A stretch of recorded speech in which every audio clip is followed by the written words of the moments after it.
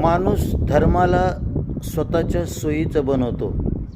हा सोयीस्कर धर्म ज्यावेळेस माणूस पाळत असतो तेव्हा त्याच्यातून किंचितही त्याचा जीवन विकास शक्य होत नाही. तो धर्म फक्त त्याच्या हातचं खेळणं बनून राहिलेला असतो. तो पाहिजे तसा स्वतःच्या धर्माचा वापर करू शकतो. मग अशा प्रकारचा हा धर्म असूनसुद्धा नसल्यासारखा असतो.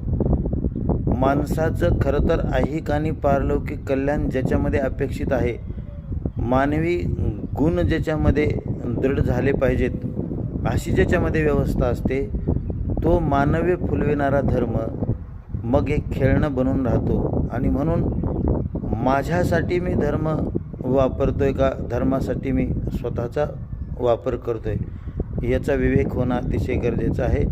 तेव्हाच खऱ्या